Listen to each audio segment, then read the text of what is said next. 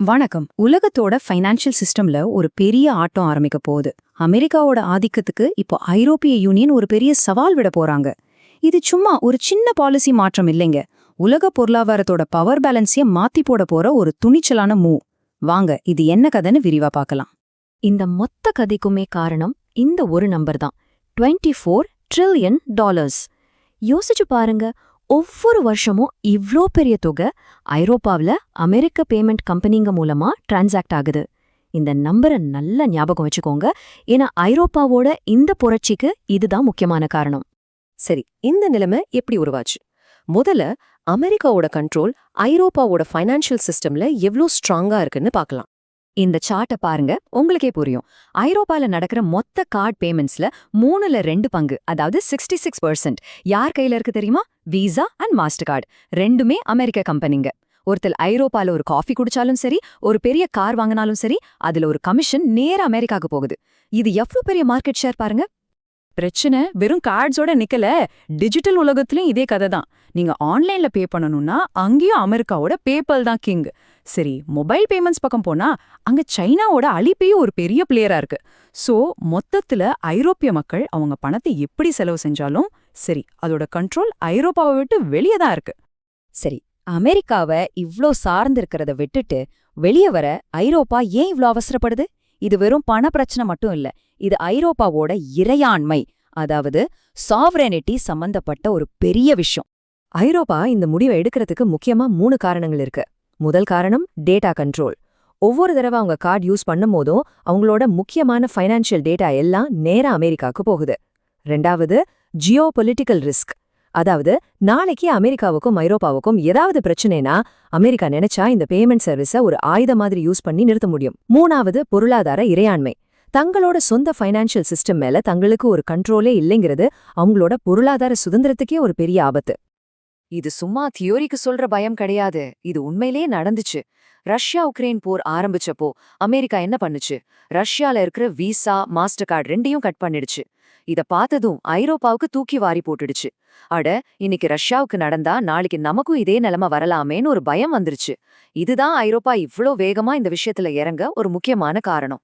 இந்த நிலைமை எவ்ளோ சீரியஸ்னு ஐரோப்பிய சென்ட்ரல் பேங்கோட தலைவர் கிறிஸ்டின் லகார்ட் சொன்ன இந்த ஒரு வரியே போதும்.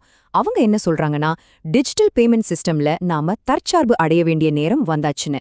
சிம்பிளா சொன்னா, இனிமே மத்தவங்கள நம்பி இருக்க முடியாது, நாம நம்ம கால்ல நிக்கணும்னு சொல்றாங்க.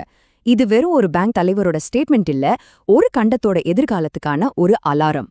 சரி, இவ்ளோ நேரம் பிரச்சனைய பத்தி பேசிட்டோம். இதுக்கு தீர்வு என்ன? ஐரோப்பாவோட பதில் தான் வீரோ. இந்த புது சிஸ்டம் அமெரிக்காவோட பெரிய கம்பெனிங்களுக்கு எப்படி ஒரு சவாலா இருக்க போகுதுன்னு இப்ப டீட்டெயிலா பார்க்கலாம். அப்போ இந்த வீரோனா என்ன? இது ஒரு பான் ஐரோப்பியன் டிஜிட்டல் வாலெட். அப்படின்னா யூரோவை பயன்படுத்துற எல்லா ஐரோப்பிய நாடுகள்லயும் ஈஸியா யூஸ் பண்ணக்கூடிய ஒரு சிஸ்டம். அதோட பேர்லயே அதோட அர்த்தம் இருக்கு. வீணா நாங்கள், அதாவது ஐரோப்பிய ஒற்றுமை. யூரோ அவங்களோட காமன் கரன்சி. சோ இது வெறும் ஒரு டெக்னாலஜி மட்டும் இல்ல, அவங்களோட அரசியல் ஒற்றுமையும் காட்டுற ஒரு சிம்பிள். இந்த வீரோவை சும்மா சின்ன ஸ்டார்ட் அப்னு நினைச்சிடாதீங்க. இதுக்கு பின்னாடி ஐரோப்பாவோட 16 பெரிய பேங்க்ஸ் இருக்கு. அவங்க எல்லாரும் சேர்ந்து யூரோப்பியன் பேமெண்ட்ஸ் இனிஷியேட்டிவ், அதாவது இபிஐன்னு ஒரு அமைப்பு உருவாக்கியிருக்காங்க. இந்த அமைப்பு தான் வீரோவுக்கு தேவையான எல்லா பண உதவியும் சப்போர்ட்டையும் கொடுக்குது. இதுல இருந்தே தெரியுது இந்த ப்ராஜெக்ட் எவ்வளவு சீரியஸான ஒண்ணுன்னு. இந்த கம்பேரிசனை பாருங்க, மொத்த கதையும் சிம்பிளா புரிஞ்சிடும். இதுக்கு முன்னாடி விசா மாஸ்டர் கார்டு சிஸ்டம்ல என்னாச்சு? டேட்டா அமெரிக்காவுக்கு போச்சு, ரூல்ஸ் அமெரிக்கா போடுச்சு, பணமும் அமெரிக்கா கம்பெனிங்களுக்கு போச்சு. ஆனா இப்போ வீரோ வந்தா என்ன ஆகும்? டேட்டா யூரோப்புக்குள்ளேயே இருக்கும், ரூல்ஸ் ஐரோப்பியர்களே போடுவாங்க, டிரான்சாக்ஷன் ஃபீஸ் எல்லாமே ஐரோப்பிய பொருளாதாரத்துக்குள்ளேயே சுத்தும். இதுதான் உண்மையான சுதந்திரம் இல்லையா? இந்த ப்ராஜெக்ட் வெறும் பேப்பரோட நின்னுடல. வீரோவை ஐரோப்பா முழுக்க கொண்டு வரதுக்கான வேலைகள் இப்போ வேகமா நடந்துட்டு இருக்கு. அடுத்தடுத்து என்னென்ன ஸ்டெப்ஸ் எடுக்க போறாங்கன்னு பார்க்கலாம். வீரோவோட டார்கெட் ரொம்பவே பெருசு. இப்போதைக்கு பெல்ஜியம், பிரான்ஸ், ஜெர்மனின்னு 3 நாடுகள்ல சுமார் 47 மில்லியன் யூசர்ஸ் இருக்காங்க. ஆனா அவங்களோட இலக்கு என்ன தெரியுமா? யூரோ யூஸ் பண்ற 13 நாடுகள்ல 130 மில்லியன் யூசர்ஸை பிடிக்கணும். கிட்டத்தட்ட 3 மடங்கு வளர்ச்சி.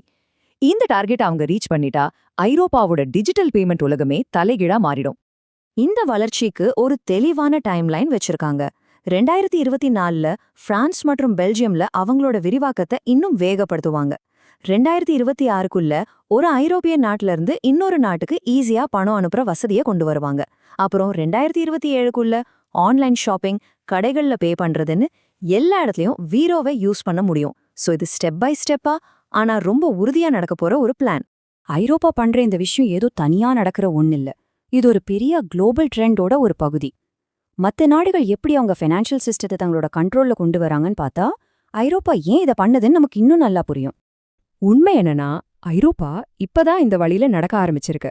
ஆனா இந்தியா பல வருஷத்துக்கு முன்னாடியே இந்த பாதையில போக ஆரம்பிச்சிடுச்சு. இந்தியாவோட சொந்த பேமெண்ட் சிஸ்டம் ரூபே ஒரு நாடு எப்படி வெற்றிகரமா தன்னோட பேமெண்ட் சிஸ்டத்தை உருவாக்க முடியும்னு உலகத்துக்கே ஒரு எடுத்துக்காட்டா நிக்குது. ஐரோப்பா இந்தியாவோட இந்த சக்சஸ் ஸ்டோரியை பார்த்து தான் இன்ஸ்பயர் ஆயிருக்குன்னு நல்லாவே தெரியுது.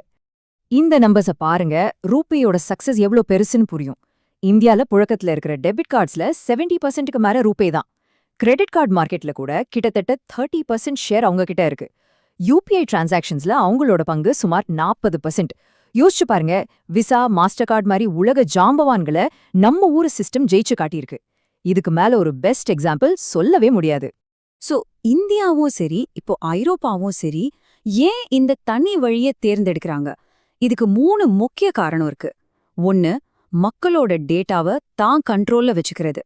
2, வெளிநாட்டு கம்பெனிகளை நம்பி இல்லாம ஒரு ஸ்டேபிள் ஃபினான்ஷியல் சிஸ்டமை உறுதி பண்றது. 3, உள்நாட்டிலேயே புது டெக்னாலஜியை வளர்த்து ஃபினான்ஸ்ல ஒரு லீடரா வர்றது. இது வெறும் ஒரு பாதுகாப்பு நடவடிக்கை மட்டும் இல்ல, எதிர்காலத்துக்கான ஒரு பெரிய இன்வெஸ்ட்மெண்ட். அப்போ ஐரோப்பாவோட இந்த $24 ட்ரில்லியன் மூவ் வெறும் ஒரு டெக்னாலஜி மாற்றம் மட்டும் இல்ல, இது உலக அளவுல பவர் கேம்ல ஒரு புது சாப்டர் ஆரம்பிச்ச மாதிரி. இந்தியா வழியில ஐரோப்பாவும் தன்னோட சொந்த பாதையை உருவாக்கும் போது நம்ம மனசுல ஒரு பெரிய கேள்வி எழும்புது. பல பத்தாண்டுகளா உலக ஆண்ட அமெரிக்காவின் நிதி சாம்ராஜ்யத்தின் முடிவு இதுதானா? பொறுத்திருந்துதான் பார்க்கணும்.